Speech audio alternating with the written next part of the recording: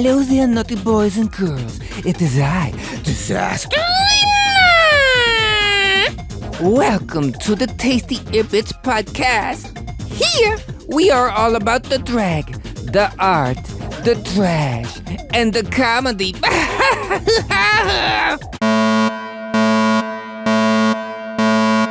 Important announcement before you listen any further. Spoiler alert! Spoiler alert! That's right. Be careful because this episode we're gonna talk about the new Boulet Brothers Dragula series called Titans with none other than slippery fashion gangster and massive entertainment icon and my season 2 bestie, Felony Dodger. They're gonna clown around and gibber jabber with me about this exciting new unreality competition. Let's get messy, uglies!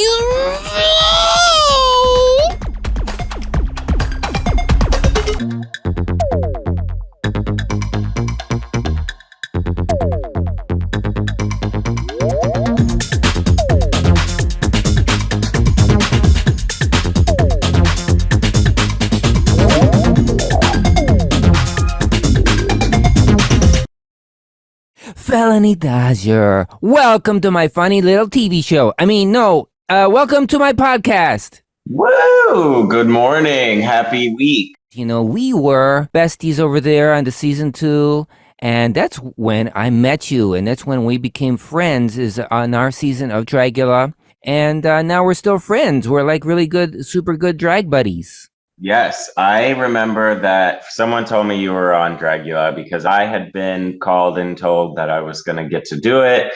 So I was trying to figure out who else was on it, and I was investigating, and I found a video of you, and you had these like party hat, booby cone, boobies on. And you were talking about how you had just got your boob job. And I thought you were so funny. And I was like, this person's on it. I was like, this is great. This person's hilarious. And then I was also nervous because I was like, I'm learning that everybody's like really far at what they do. And I don't feel like I am. So I was like, ugh, but it was very funny. That was my very first impression of you. My cone boob reputation, I guess, preceded me. Mm-hmm. And I'm glad it did. Did it titillate you? Sure. Well, it's interesting, you know, on our season, we were both the baby queens. You know, I had probably performed around a dozen times before being on that show. I was more like a video queen. Yeah. And you, I know, had just started to drag like, you know, a year or a year and a half before. Yeah. So I think both of us were, for the amount of time that we had been doing drag, were really advanced. But it didn't prepare me for, like, you know, the nervousness of being on the show. You were speaking of being intimidated by others. I was definitely intimidated by the whole process, even though I thought it would be no big deal because, you know, I have family members who have been doing, you know, reality TV shows. Right. So I'm like, I got this. And then you get on there and your knees are knocking and you don't know what to say. But that's the way it goes, I guess, eh? I mean, as an audience member sitting at a bar watching these drag competition shows, whatever show it is, whether it's Dragula or the other, as a spectator in a bar, you're always like, I can't believe she didn't even learn how to sew or learn a couple dance moves or learn a couple things that you would need to learn to be on one of these shows. And watching Titans even now, I would never admit this in front of like somebody like the Boulet Brothers. Like, I'm sitting there being like, I've never applied a bald cap.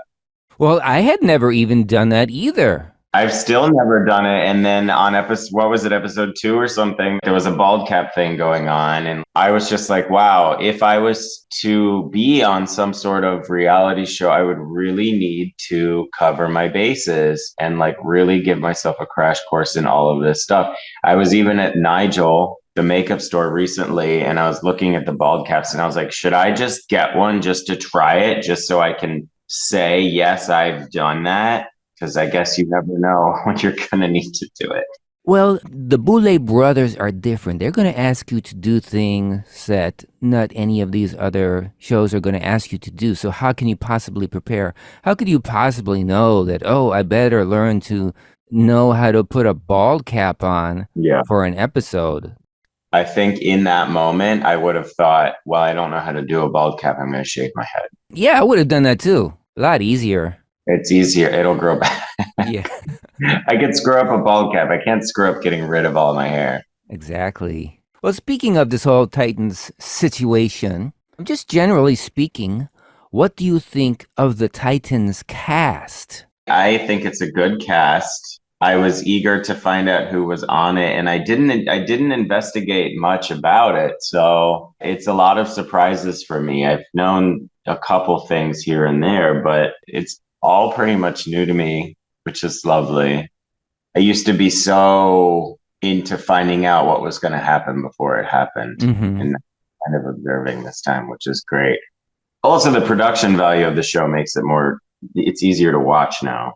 You know, honestly, I wasn't that jazzed about season 4, the way it looked and felt, but Titans feels a lot tighter, tightening up the Titans. It just feels more cohesive, and especially like, the cauldron and, the workroom and everything.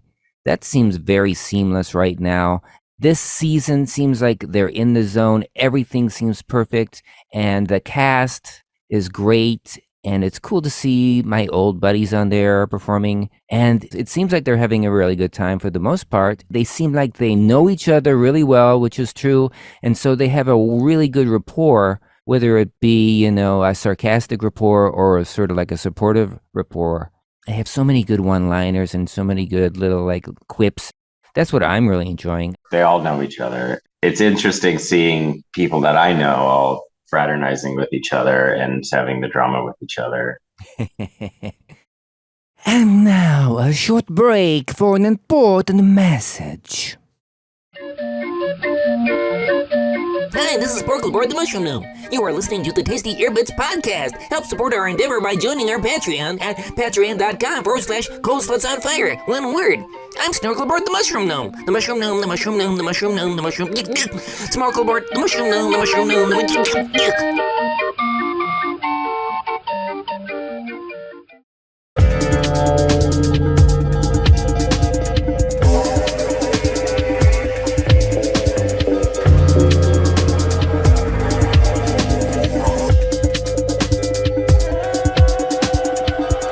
Let me ask you this. Would you have done this show if the Boulets had asked you? Of course, I want exposure, I want attention, I want money. So, Well, they're not going to give you no money. affiliating things.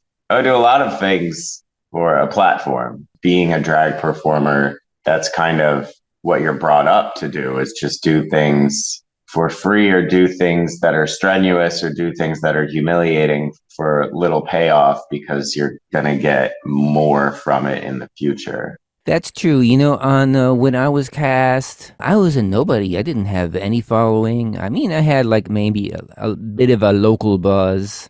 But then, once I got on season 2, my microfame sort of blossomed and I had enough popularity to actually make a micro career out of it. And it definitely got me opportunities. So I'm super thankful to have been cast and to have done the show. So I get you, where you're coming from, even though you do not get paid on the Boulet Brothers Dragula. Or maybe they changed that now that they were with AMC. Maybe they have to legally give you something. But you get a lot of exposure and you can make a go of being a career person as a drag performer, which is pretty special.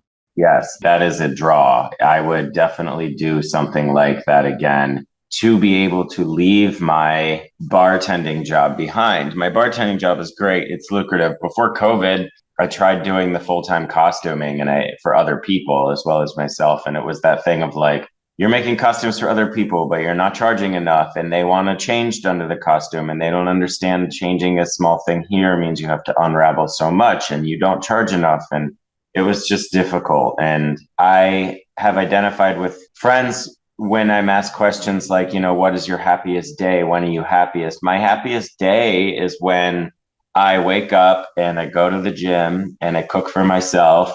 And then I just work on stuff. Mm-hmm. And if I could eliminate the bartending aspect of my income, then every day would be what I just like to do. Like, you know, I could wake up, I could go to the gym, and I could just work on stuff for me. And like, if someone's paying me for that, that's the fantasy. You know, in the United States, it is sort of a fantasy to be to be a paid artist and to just work on art. You know, maybe in Europe you can get on the dole or whatever, but in the United States, yeah, you have to have these other jobs. You have to have the way to support yourself. But I hear you. I would love to be able to do that too. My lady wife, Ave Rose, is very good at that. She is a legit professional artist and she gets paid for doing art and this sort of things. I would like to do that myself one day. I mean, you do. Sort of. I do it enough to get into debt. Well, I'm sure it's not easy, but Yeah, we're always sort of like squeaking by and like biting our fingernails, hoping we have enough money for rent, you know, every month. So people out there, you're listening to this, right? We're struggling artists. You go and buy stuff from us, okay? There you go. So I recently had COVID again. So sorry to hear it. It's okay. It's the second time I've had it, and it's the second time it's been so mild for me. It's been like just a minor inconvenience. And I used it to my advantage because I make stuff and I go through my piles of fabric and I say, I can't leave the house. This is my material. This is what I have to work with. But I just put on Instagram like, hey, I'm going to be making t-shirts and like silly little things and just selling them on my Instagram. And people bought it. And I made substantial money while I had COVID. I made definitely a comparable amount of money that I would have made bartending. So it's like I didn't even miss work kind of thing. That reminds me, I got to go pick up that stuff that we bought from you. So yes, anyway, back to the Titans. Are you getting very excited about the Boulet Brothers Titans? Yes, lots of twists and turns. We can talk about the severed ties today. The drama has been disrupted.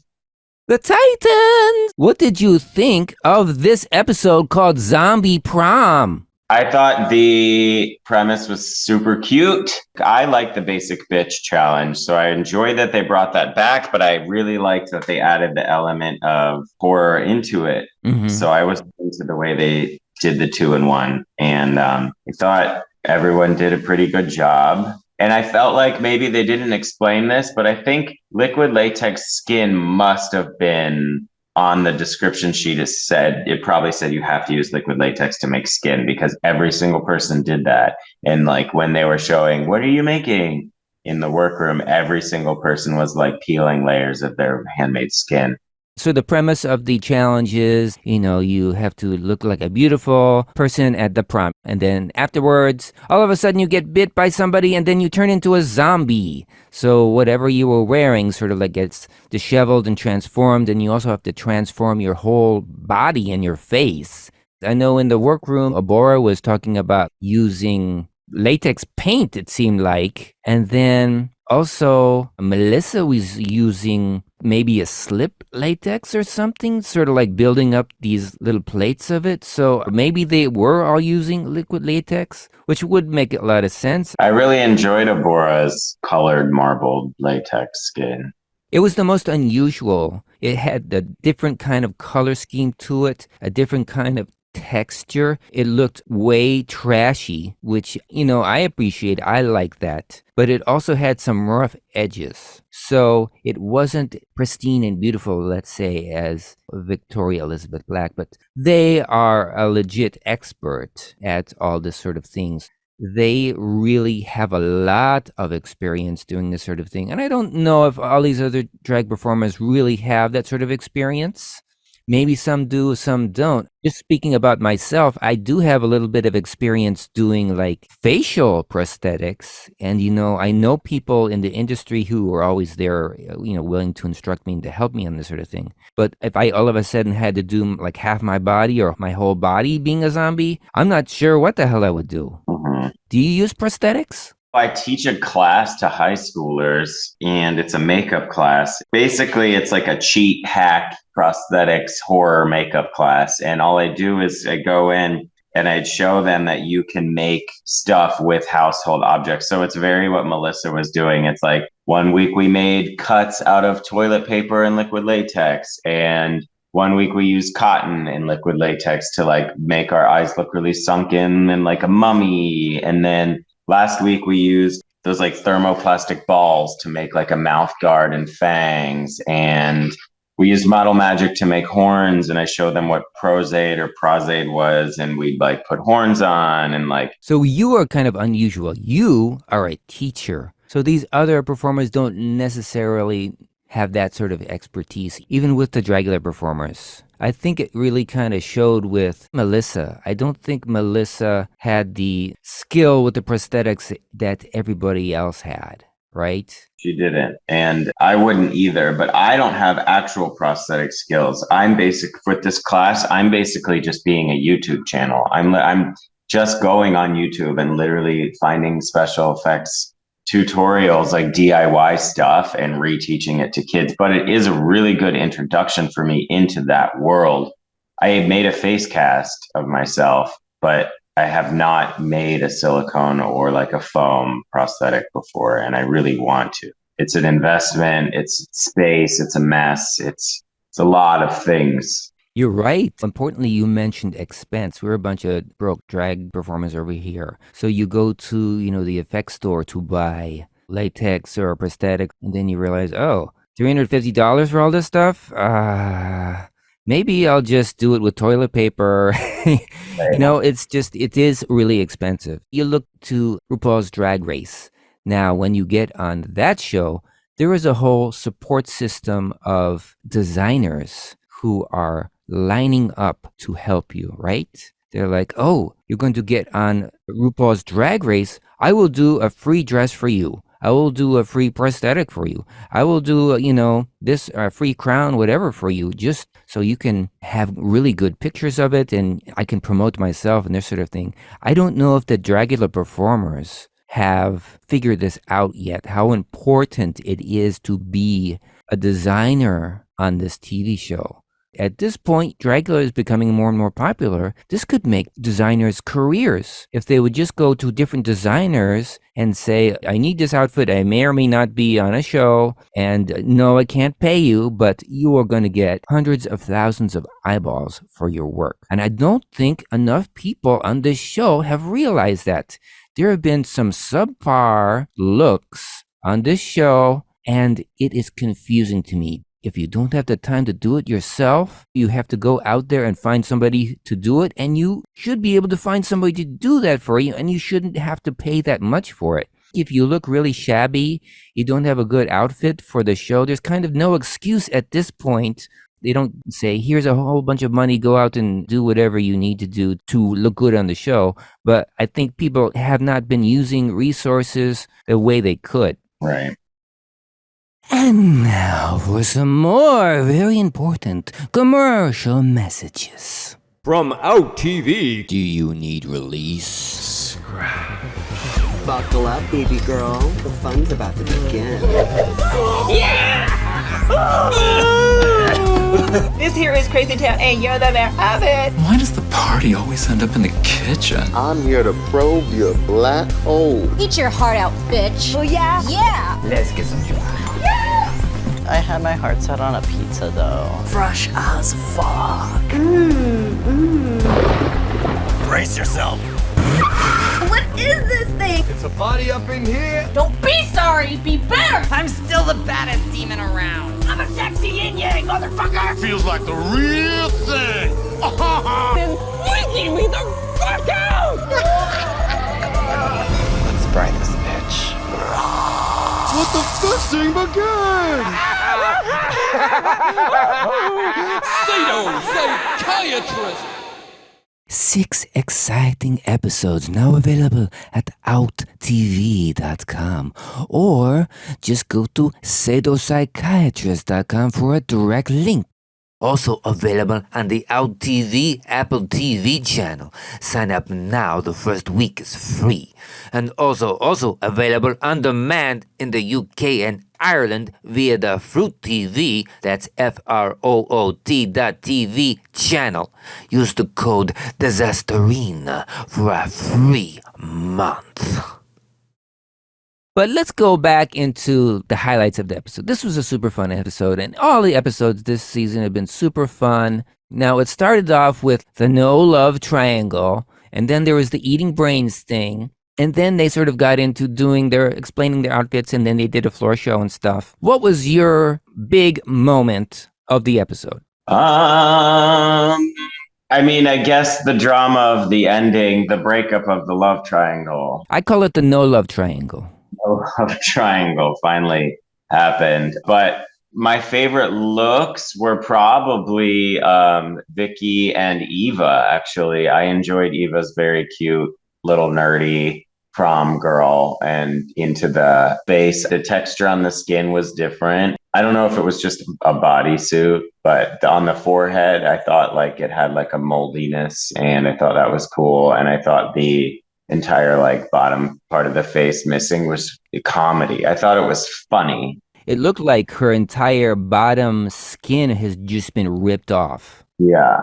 It remained funny, and I enjoy that. And that's what I'm going to always go for, is funny. And that's why I really like Eva's. And then Victoria looked incredible both times, and that's a given for her. But she always kind of outshines as far as the technical skills go. But, you know, sometimes that doesn't carry her through. So like last week, for example, yeah, she looked really good, but it didn't carry her through. And this week I thought it did. I think Victoria, maybe in our season, didn't quite have the confidence. They had all the looks. They had all the, the techniques down, but didn't quite have the confidence. But the difference for Titans is that she's had a lot of practice. Season 2 and Resurrection, and years of doing their own show down in Orlando. Mm-hmm. Also, she works as a creature creator, basically. Yeah. Victoria seems super confident and just very comfortable. And that is really fun to watch because they are giving people shade and they are saying funny things. And I love them in the confessional. They just seem so relaxed. And they had a really funny quip. Victoria was talking to Astrid.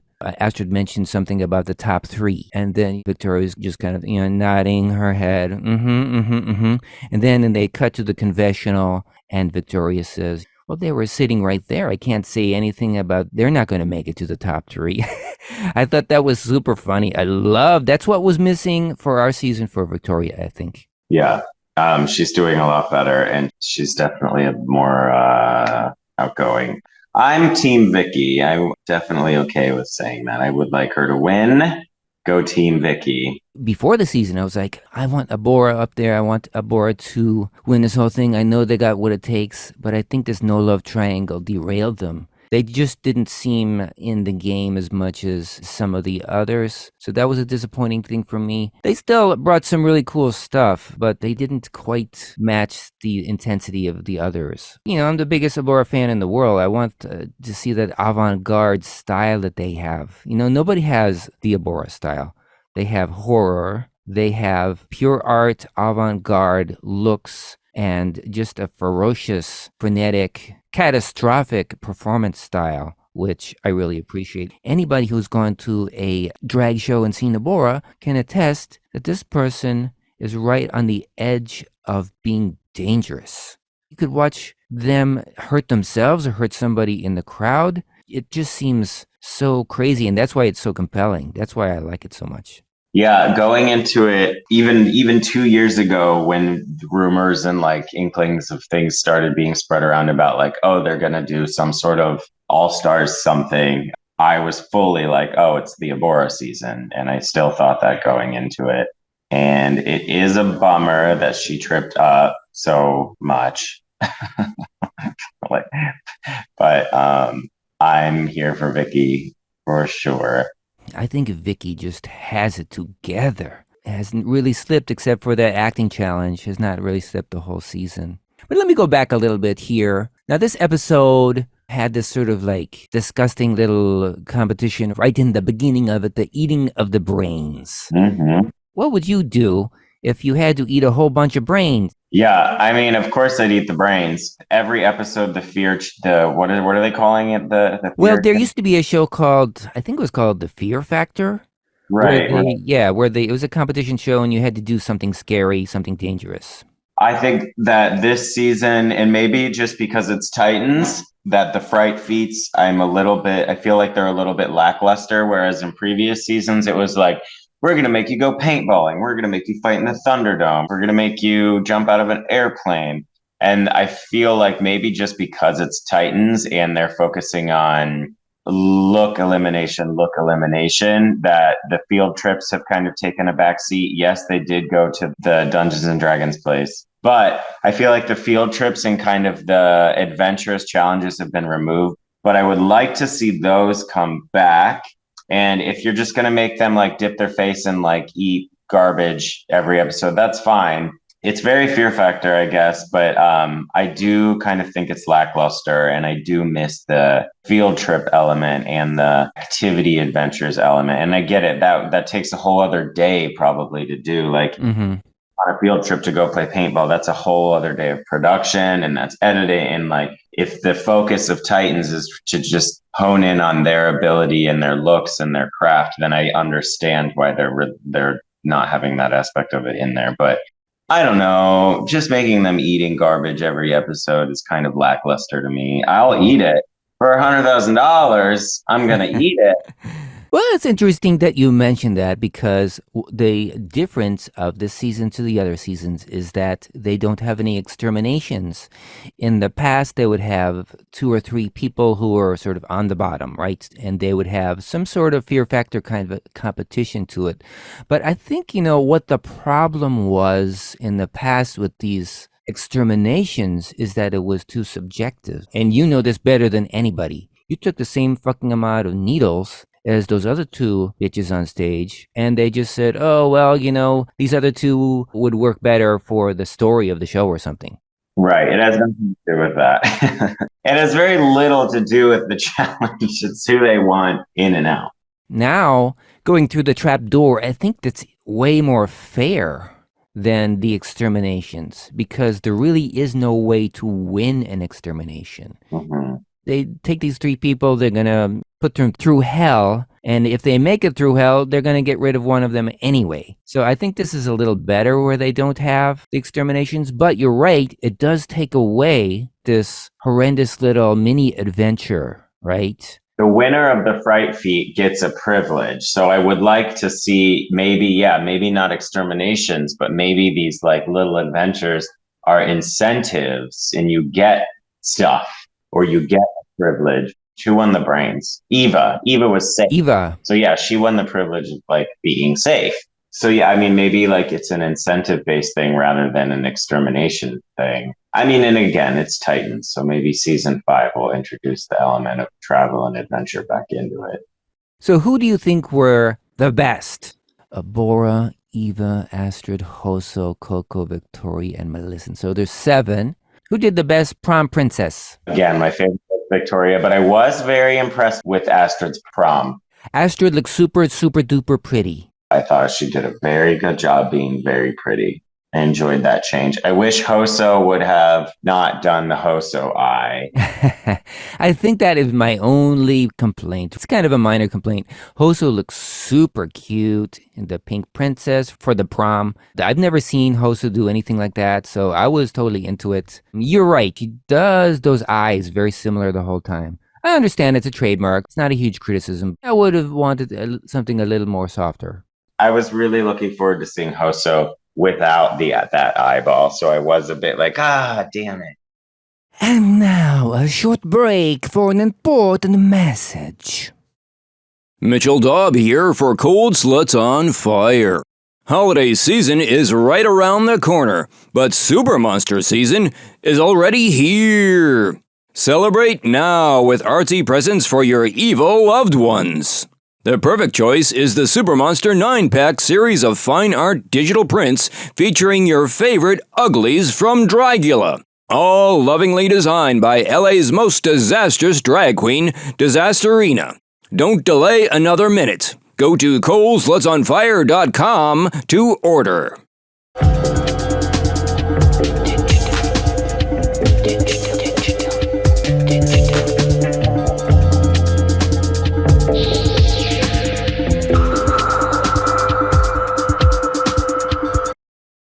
My favorites were, well, I loved Victoria, but I really loved Coco. Coco is coming into their own on this Titan season. Yeah. Their looks are really fucking sickening. Their attitude is dead on perfect. They're shady in the right way, right? Coco is really annoyed with the no love triangle. They've sort of had it with all this, honestly, phony drama. And I really appreciate that. I'm not into the phony drama. I like drama, but it has to be about the competition. Right. I guess, the prom episode is perfect for the no love triangle because that's the way people would act in high school. It's silly. I'm telling you, it's silly. But Coco's makeup, I'm loving Coco's makeup because they are so voluptuous and they're using these sort of like thin white lines, like the liquid eyeliner all over their face, which coincidentally I like to do. So I do really appreciate that look. I think it's very interesting and they are just very monstrous. I think Coco could win and also could win Miss Congeniality at the same time. Congeniality? Did I do my genealogy? No. Miss Congeniality. I don't know how to say it, but you know what I mean. Mm-hmm. Yeah, Coco is doing really, especially compared to that very first episode. That very first episode, she wore like some toilet paper and was like, I'm a mummy. And I was fully like, oh, she's going home soon. She was like a barbarian warrior for the Dungeons and Dragons thing.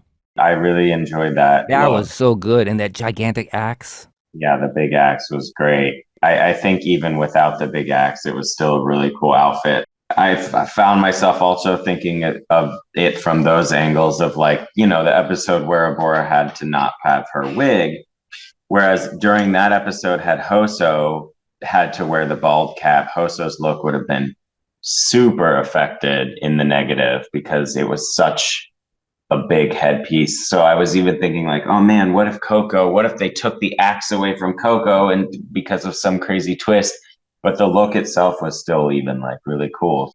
I think at one point there was like this little shot of Victoria and Coco doing some sort of weird kiss and part of Coco's face was coming off. It was really gross. Or the color of Abora was very cool. Yeah, it was the most unusual. They took a chance with that one, and it didn't quite work out. But I did like the transformation. Also, they sort of like really took a chance with being a cheerleader. You don't see the cheerleader at the prom, I don't think. But then again, I was never at the prom. So who knows? Maybe there are cheerleaders at a prom. So what about predictions here? Dun, dun, dun, dun, dun, dun, dun. Prediction time with Felony Dodger. What do you think is going to happen going forward? Let's see how many are left. We just saw episode 5, Zombie Prom, and we have Melissa B. Fierce, Victoria Elizabeth Black, Coco Kane, Hoso Teratoma, Astrid Aurelia, and Eva Destruction. My prediction is that top 3 will be Victoria, Hoso, and then for that final spot, a toss-up between Eva or Coco. That would be a super good top 3 for sure. I think Astrid is too much of a hothead. I don't think that she's going to make it. I think they do super duper good looks. And they've completely transformed their drag on this season. They're doing way more monstery kind of thing. Before this, they were a brilliant sort of like avant-garde fashion queen. But this season, they've definitely turned into a monster. And I think what is clouding everybody's love of Astrid Aurelia is just sort of the hijinks. If you just concentrate on the drag that they are bringing, I think Astrid is definitely in the top. It's just that people are getting a little distracted with all the hijinks. You're right. Yeah, Astrid is very good at drag, but there's an ego problem and there's just not thinking before you speak and act issue. And it's not the characteristics of somebody you want representing the brand as a winner. Well, I think we had a good little review of this episode. What's coming up for you? I recently did a classic rock night that I hosted and put together.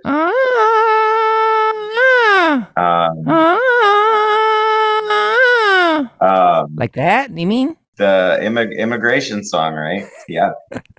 I put together a classic rock night, and I don't like to produce things, to be honest. I don't like being the one to do the emails and collect tracks and keep queens responsible for doing stuff and hiring the flyer person and or making I don't like doing all that. But I was like, hey, I want to see a classic rock event because there's no classic rock drag. So I just did that.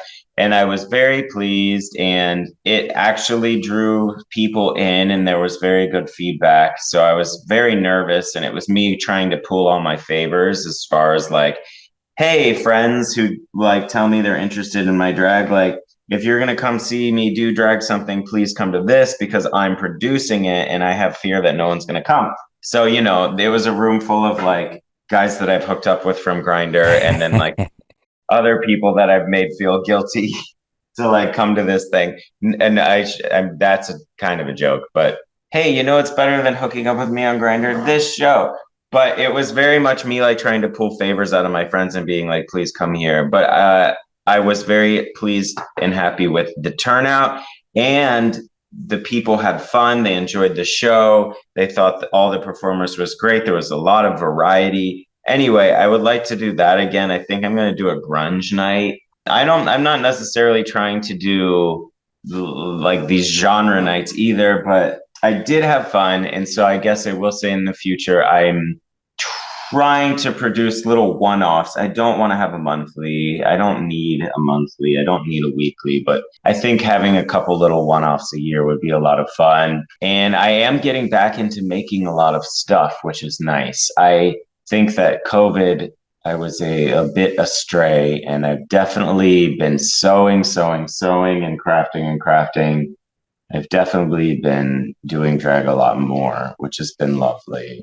First of all, you are a really good host, which is a skill that doesn't come easily to a lot of performers. I am not a great host, so I really do appreciate that. You're also a great maker. The way you make things has a really interesting style. There's nobody else who makes stuff like Felony Dodger, that's for sure. And I think people out there, they need to go follow Felony Dodger and look what they are making and look and to see if they can buy something. And if they're local, they should go to whatever show that they are organizing or being host of, because it's going to be good. I appreciate that. So for almost 2 years now, maybe even a little more, I've been making it a point to sing something live and then to do a lip sync. If there's two numbers, I do one lip sync or one live. And every single show, somebody comes up to me and they say, I didn't know you sang. I want to shake them and be like, I've been singing for like more than 2 years. I've been trying to open up into the fact that I do this, and on my Instagram and on all the platforms I'm singing. So like, how are you so surprised? But you're good at hosting because you host a podcast and you hosted. And I think the whole reason that you caught the Boulet's attention was that you were hosting little web things at Queen Kong. And then you hosted a little segment on season 3. I guess those were adequate. I think the thing is, doing an entire night, I run out of things to say. But doing like a little segment here and there, I can get enough material together to make it sound good. So I think that's a difference. Nice. Well, I love it. It's wonderful. Well, thank you, my dear. Well, let's end it there. We had a really good little conversation, and this is going to be a great podcast episode. Thank you so much for doing it. Thank you for having me. You're awesome.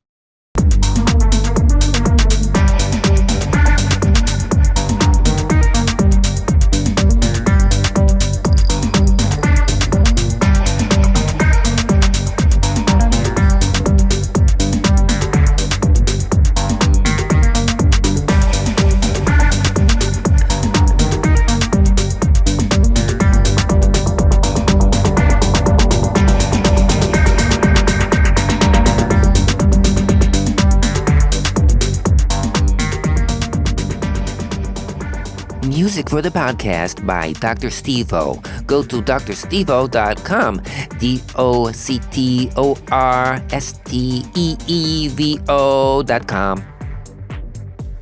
I would like to personally thank our fantastic Patreon supporters. You are the ones who are keeping this podcast growing and going. Love you. Joseph Reich, Jeffrey Gallant, Indra Lowenstein, Amy Marsh, Oliver J., Jeremy McNabb, Keith Ferguson, Annalyn Bond, Rollerblaze, Sassy C., Sylvana Ahmed, Tom, Ali, Carrie Wolf, Eric Peterson, John Get Bent, Renee Redanius, Melissa Sarah, Nikini Kill, Julia Levine, Rhea, Seaman Law, Spencer Montoya, Story Nigel, and Katrina Miller. Thank you so much, and remember, Patreon supporters, if you have any questions for the magical Disasterina Queen herself, just go ahead and send me a message to Patreon, and I will answer your question on the air on the podcast. Special perks for you. You want to be as wonderful as those people? Well, then go to Patreon, I don't know how to fucking pronounce it, .com/Cold Sluts on Fire. One word, give us plenty of your greenbacks. We need it.